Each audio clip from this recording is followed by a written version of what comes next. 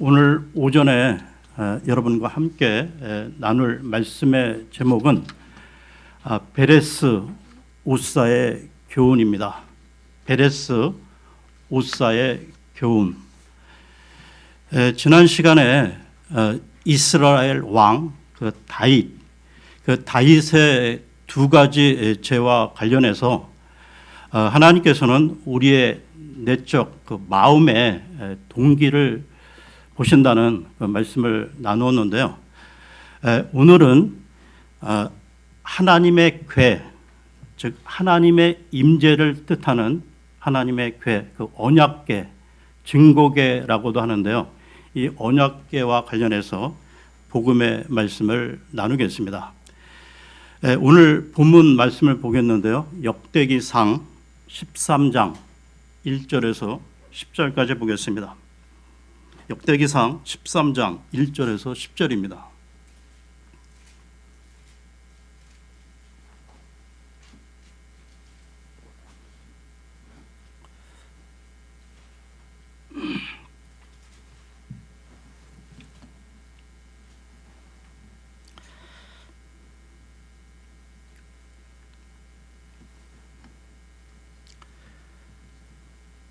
역대기상 13장 1절에서 10절입니다. 다윗이 천인 대장들과 백인 대장들과 모든 지도자와 의논하고 다윗이 이스라엘 온 회중에게 이르되 만일 너희가 좋게 여기고 또 그 일이 주 우리 하나님에게서 나왔으면 우리가 이스라엘 온 땅에 남아있는 우리 형제들과 또 그들과 함께 그들의 도시와 주변 지역에 거하는 제사장들과 레위 사람들에게 사람을 널리 보내어 그들을 우리에게로 모이게 하고 우리가 우리 하나님의 궤를 우리에게로 다시 옮겨오자. 사울 시대에는 우리가 그 궤 앞에서 여쭙지 아니하였노라 하매 그 일이 온 백성의 눈에 옳게 보이므로 온 회중이 자기들이 그대로 행하겠다고 말하매 이에 다윗이 기럇 여아림에서 하나님의 궤를 가져오려고 이집트의 시올에서부터 하맛의 입구에 이르기까지 온 이스라엘을 함께 모았더라. 다윗이 온 이스라엘을 거느리고 바알라 곧 유다에 속한 기럇 여아림으로 올라가서 그룹들 사이에 거하시는 주 하나님의 궤를 거기서 가져오려 하였는데 그들이 그분의 이름을 그 궤 위에서 부르느니라. 그들이 하나님의 궤를 새 수레에 싣고 아비나답의 집에서 나오는데 우사와 아히오는 수레를 몰며 다윗과 온 이스라엘은 하나님 앞에서 힘을 다하여 놀고 노래하며 하프와 비파와 작은 북과 심벌지와 나팔로 연주하였더라. 그들이 기돈의 타작 마당에 이르렀을 때 소들이 비틀거림으로 우사가 자기 손을 내밀어 그 궤를 붙들었더니 우사가 궤에 손을 대었으므로 죄의 분노가 그를 향해 타올라 그분께서 그를 치심해 그가 거기서 하나님 앞에서 죽으니라. 이때의 그 배경을 말씀을 드리면 다윗 왕은 나라가 어느 정도 안정이 되자 그동안 그 이스라엘의 작은 시골인 기럇 여아림에 오랫동안 머물러 있던 이 하나님의 궤, 이 언약궤를 예루살렘으로 옮기려 했던 것입니다. 지금 읽었던 구절 중 7절에 보게 되면요, 아비나답의 집에서 언약궤를 우사와 이 아히오가 새 수레에 싣고 나왔다고 밝히고 있습니다. 새 수레를 장만한 것으로 보아 일단 그들이 정성을 쏟은 것으로 보이는데요. 그리고 8절에 보면 그때 다윗과 이스라엘 온 무리가 하나님 앞에서 힘을 다하여 노래하며 그 여러 악기로 연주함으로써 축제 분위기가 느껴지기까지 합니다. 그런데 그 언약궤가 기돈의 그 타작 마당에 이르렀을 때 돌발 상황이 벌어지면서 갑자기 소들이 그 비틀거리자 수레를 몰던 우사, 이 우사라는 사람이 손을 펴서 언약궤를 붙들었던 것이죠. 아마도 그 언약궤가 흔들리다 보니까 이 바닥으로 떨어질까봐 염려했던 것입니다. 그때 하나님은 우사에게 진노하셨는데요. 그러니까 우사는 바로 그 자리에서 죽음을 맞이했던 것입니다. 우사가 갑자기 죽자 흥겹고 이 즐거운 축제 분위기는 일시에 얼어붙을 수밖에요.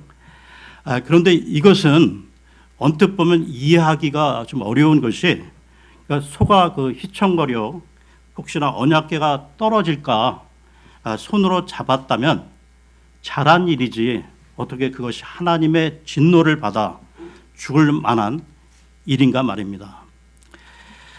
이 사항을 여러분들은 어떻게 생각하시는지요?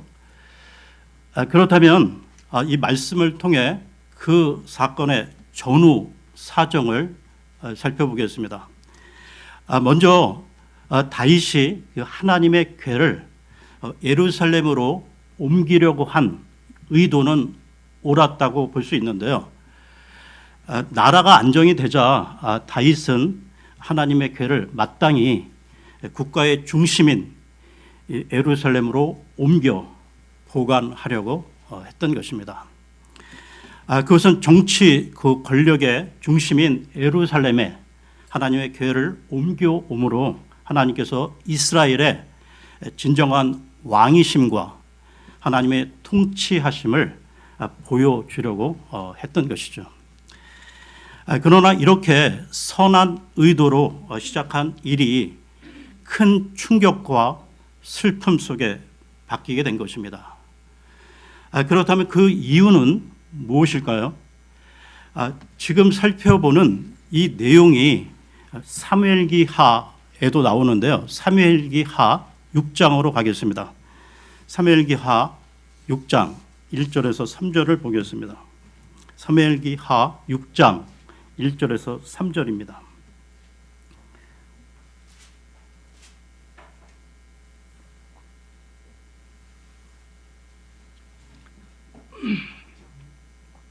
(6장) 1절에서 3절입니다. 다윗이 이스라엘에서 택한 모든 사람 3만 명을 다시 함께 모으고 다윗이 일어나 유다의 바알에서 나와 자기와 함께 있던 온 백성과 함께 가서 거기서 하나님의 궤를 가져오려 하였는데 그 궤의 이름은 그룹들 사이에 거하시는 만군의 주의 이름으로 불리느니라. 그들이 하나님의 궤를 쇠술에 싣고 기브아에 있던 아비나답의 집에서 그 궤를 가지고 나오는데 아비나답의 아들들인 우사와 아히호가 그 쇠수레를 모니라. 지금 읽은 구절과 이 언약궤를 옮기는 전후 과정을 살펴보게 되면요, 다윗은 특별히 택한 3만 명, 무려 3만 명을 동원하기까지 했지만 다윗이 하나님께 기도하며 묻는 내용이 나오고 있지 않다는 것입니다. 그러니까 이전에는 다윗이 중요한 일을 앞두고 항상 하나님께 물었었는데요. 사무엘기하 5장 19절을 보겠습니다. 사무엘기하 5장 19절입니다.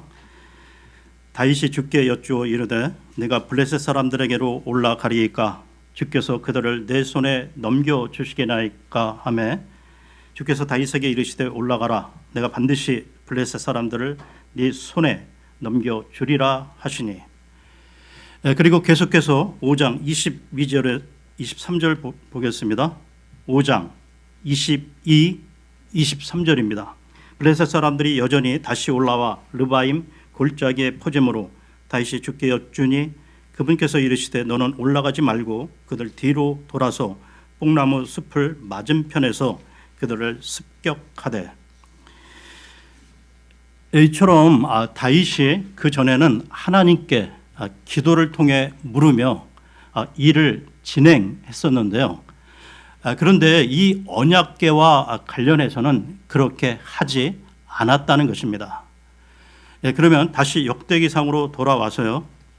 역대기상 13장 1절을 보겠습니다. 역대기상 13장 1절입니다.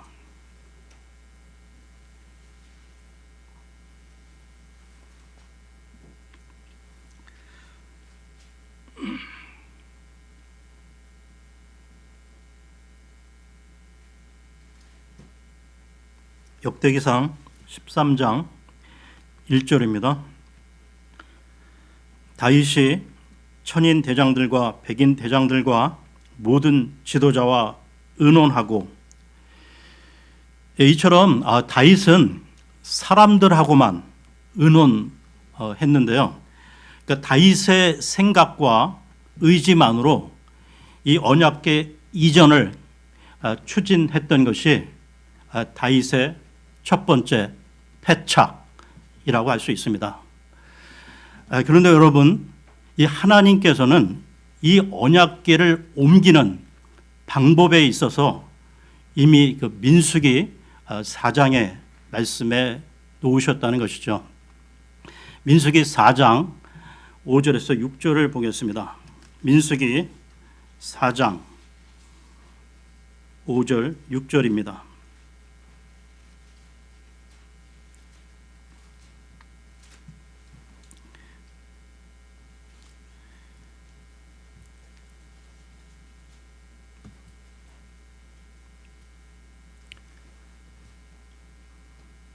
진영이 앞으로 나아갈 때 아론과 그의 아들들이 와서 덮는 휘장을 걷어내리고 그것으로 증언궤를 덮고 그 위에 오소리 가죽을 덮고 그 위에 전체가 청색인 보자기를 편 뒤에 그것에 막대들을 끼우고, 그리고 밑으로 조금 내려와서요.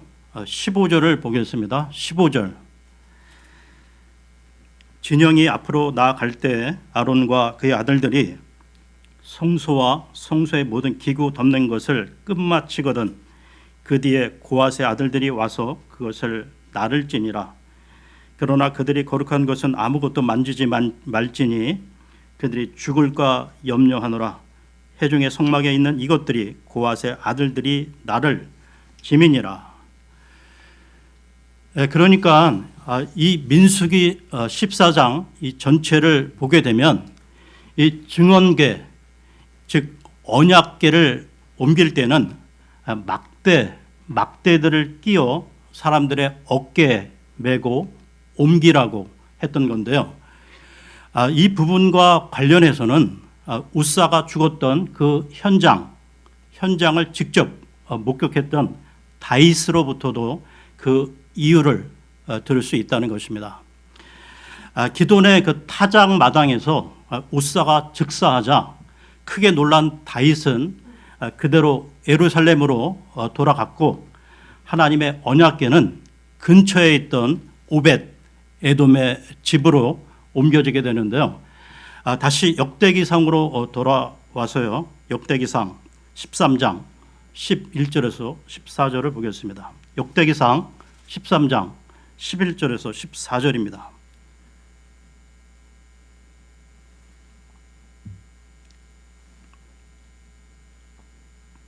주께서 우사를 찢으셨으므로 다윗이 기쁘게 여기지 아니하니라. 그러므로 그가 그곳을 베레스 우사라 하니 이날까지 이르니라.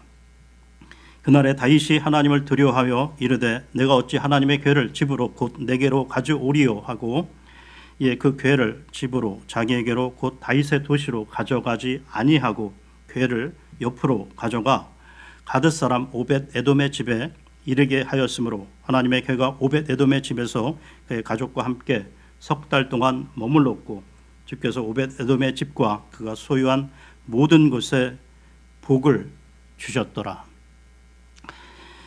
지금 읽은 그 11절에 베레스 우사라는 말이 나오는데요. 이 베레스라는 말은 히브리어 페레츠에서 나온 말로 치다, 충돌하다라는 뜻을 갖고 있습니다. 즉 베레스 우사라는 말은 우사를 치셨다는 뜻이 됩니다. 그리고 이 언약궤는 베레스 우사 이후 3개월간 오벳 에돔이라는 사람의 집에 머물게 되는데요. 그 이후 다윗은 다시 언약궤를 예루살렘으로 모실 것을 결심하고 그 일을 감당할 사람들을 불러 훈시를 하는 중에 하나님께서 지난번에 우사를 치신 이유를 다음과 같이 설명을 하게 됩니다. 역대기상 15장 11절에서 15절을 보겠습니다. 15장 11절에서 15절입니다. 다윗이 제사장 사독과 아비아다를 부르고 또 레위 사람들과 우리엘과 아사야와 요엘과 스마야와 엘리엘과 암미나답을 불러 그들에게 이르되 너희는 레위 사람들의 아버지들의 우두머리들이니 너희와 너희 형제들은 너희 자신을 거룩히 구별하고 내가 궤를 위해 예비한 처소로 주 이스라엘 하나님의 궤를 가지고 올라오라. 처음에는 너희가 그것을 하지 아니하였으므로 주 우리 하나님께서 우리를 찢으셨으니 이는 우리가 합당한 규례대로 그분을 찾지 아니하였기 때문이라 하며 제사장들과 레위 사람들이 주 이스라엘 하나님의 궤를 가지고 올라가기 위해 자신을 거룩히 구별하고 모세가 주의 말씀에 따라 명령한 대로 레위 사람들의 자손들이 막대들로 하나님의 궤를 들어 어깨에 매니라. 마지막 그 15절, 15절의 말씀처럼 베레스 우사의 결정적 이유는 하나님의 명령대로 언약궤를 레위 사람들의 어깨에 매지 않고 수레에 옮겼기 때문이라는 것이죠. 그리고 더 나아가 이 함부로 이 언약궤를 만졌기 때문으로 우사가 언약궤를 만진 것은 곧 하나님과 접촉한 것으로 함부로 하나님을 접촉한 우사를 치셨던 것입니다. 여러분, 이 베레스 우사 그 이전에도 하나님의 언약궤를 만지고 열어보다가 많은 사람들이 죽은 사건이 있었는데요. 한때 그 이스라엘이 블레셋 족속과 수많은 그 전쟁 가운데 언약궤를 빼앗긴 일이 있었습니다. 그 이후 그 언약궤를 전리품으로 빼앗은 블레셋 그 족속에게는 여러 가지 재앙이 계속 일어나게 되면서요. 할 수 없이 블레셋은 이 언약궤를 이스라엘 땅으로 돌려 보내주게 됩니다. 이 언약궤가 7개월 만에 이스라엘 땅 이 벳세메스라는 곳으로 돌아오게 되면서 그때 백성들이 얼마나 기뻐했겠습니까? 그 와중에 그 지방 사람들이 호기심이 생겨 이 언약궤, 이 덮개를 열고 그 안을 들여다 보았던 것이죠. 사무엘기 상으로 가겠습니다. 사무엘기 상 6장 19절에서 21절입니다. 사무엘기 상 6장 19절에서 21절입니다.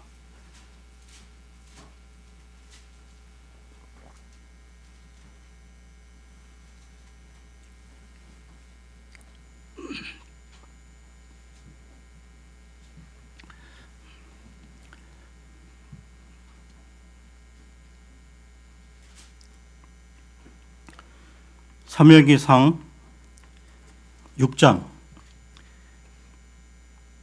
19절에서 21절입니다.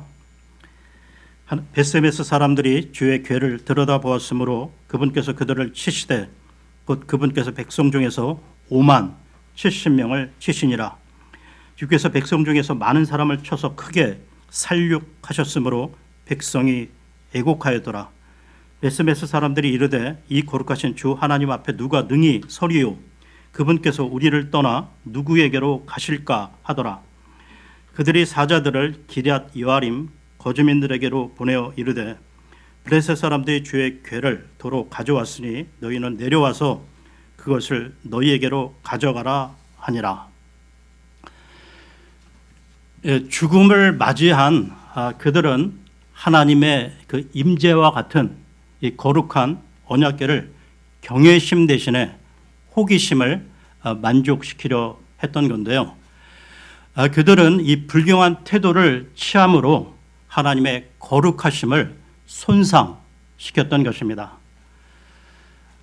그렇다면 여러분, 주의 궤를 만졌다가 죽은 우사의 사건과 이 벳세메스 사건을 통해서 우리는 무엇을 배울 수 있을까요?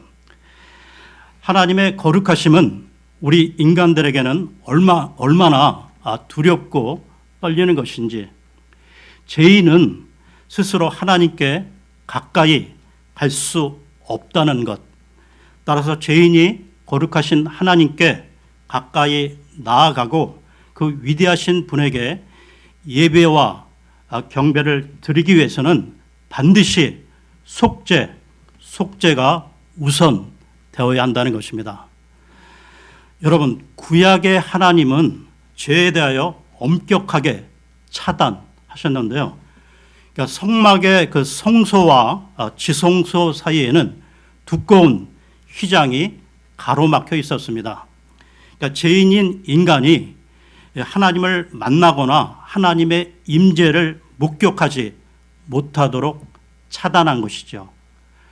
오직 희생물의 이 피가 없이는 하나님 앞에 감히 나올 수 없으며 죄의 싹슨 사망이기에 속죄를 위해서는 반드시 그 죄를 씻기 위한 생명의 희생이 선행되어야만 했던 것이죠. 여러분, 구약시대 그 성소의 그 휘장을 넘어 지성소로 들어갈 수 있는 사람은 오직 한 사람, 대제사장 뿐이었는데요. 히브리서로 가겠습니다. 히브리서 9장 2절에서 7절을 보겠습니다. 히브리서 9장 2절에서 7절입니다.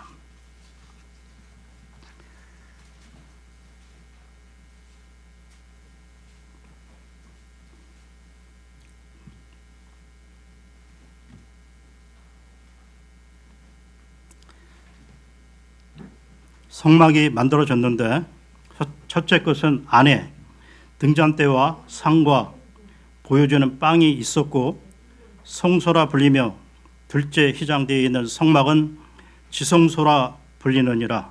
거기에는 금 향로와 돌아가며 금으로 입힌 언약궤가 있었고, 이 궤 속에는 만나를 담은 금 항아리와 아론의 쌍난 막대기와 언약의 돌판들이 있었으며, 이 궤 위에는 긍휼의 자리를 덮는 영광의 그룹들이 있었는데, 이것들에 관하여는 우리가 지금 낱낱이 말할 수 없노라. 이제 주께서 이것들을 이와 같이 제정하심에 제사장들이 항상 첫째 성막으로 들어가 하나님을 섬기는 일을 수행하였거니와, 둘째 성막에는 대제사장이 홀로 해마다 한 번 들어가되 자기와 백성의 잘못으로 인해 자기가 드리는 피 없이는 들어가지 아니하였으니. 이처럼 하나님의 임재를 뜻하는 언약궤가 있는 이 둘째 성막인 지성소에 들어갈 수 있는 사람은 오직 대제사장뿐으로, 그것도 1년에 단 한 번 대속죄일 날에만 들어갈 수 있었다는 것이죠. 그때도 희생물의 피 없이 들어갔다가는 대제사장조차도 죽음을 면치 못했다는 것입니다. 그렇다면 여러분, 그처럼 엄위하신 이 하나님의 거룩하심에 대해 우리는 살아가면서 얼마나 자각하고 있는지요. 그 하나님의 아들이신 예수 그리스도께서 우리 죄를 해결하시기 위해 우리 인간의 몸을 빌어 우리가 살고 있는 이 땅에 직접 오셨다는 것입니다. 구약의 하나님은 감히 접촉하기는커녕 가까이 갈 수도 없었던 하나님이셨지만, 예수 그리스도는 화의 헌물이 되셔서 우리에게 찾아오셨던 것이죠. 이 땅에 오신 예수님은 사람들을 사랑하셨고 기도해 주셨고 어린 아이들을 품에 안아 주셨습니다. 혹시나 이 해중 가운데 아직까지 하나님을 진정으로 만나지 못하고 예배당만 오고 가는 분이 계시지는 않습니까?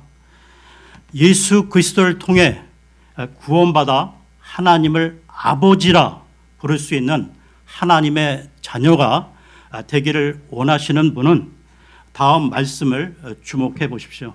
히브리서 9장 11절에서 12절을 보겠습니다. 히브리서 9장 11절 12절입니다. 그러나 그리스도께서는 다가올 좋은 일들의 대제사장으로 오시되 손으로 만들지 아니한 성막 곧 이 건물에 속하지 아니한 더 크고 더 완전한 성막을 통해 오셔서 염소와 송아지의 피가 아니라 자기 피를 힘입어 단 한 번 거룩한 곳에 들어가사 우리를 위하여 영원한 구속을 얻으셨느니라. 여러분, 신약에 들어와서 예수 그리스도의 십자가의 피, 그 피가 아니고서는 어느 누구도 하나님을 만날 수 없고 아버지라 부를 수 없는데요. 다시 말해 예수 그리스도 십자가의 그 대속의 피를 믿지 않고는 구원을 받을 수 없다는 것입니다. 여러분, 나의 죄를 예수 그리스도의 십자가를 통한 피로써 씻음 받았다는 이 사실을 믿기만 하면 구원을 받고 하나님의 자녀로 입양이 된다는 것입니다. 그러면서요, 하나님이 더 이상 그 함부로 가까이 다가갈 수 없는 무섭고 두려운 하나님이 아니라 우리 아버지 하나님이 되신다는 것이죠. 요한복음으로 가겠습니다. 요한복음 1장 12절을 보겠습니다. 요한복음 1장 12절입니다.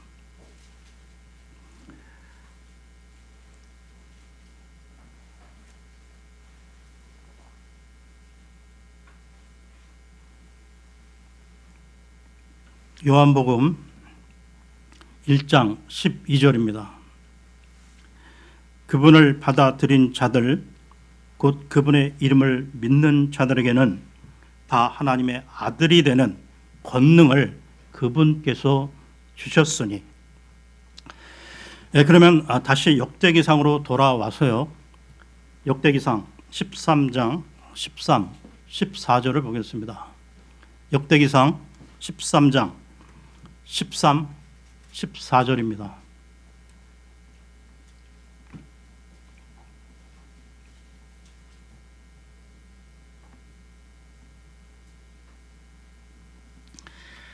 이에 그 궤를 집으로 자기에게로 그 다윗의 도시로 가져가지 아니하고 궤를 옆으로 가져가 가드 사람 오벳 에돔의 집에 이르게 하였으므로 하나님의 궤가 오벳 에돔의 집에서 그의 가족과 함께 석 달 동안 머물렀고 주께서 오벳 에돔의 집과 그가 소유한 모든 것에 복을 주셨더라.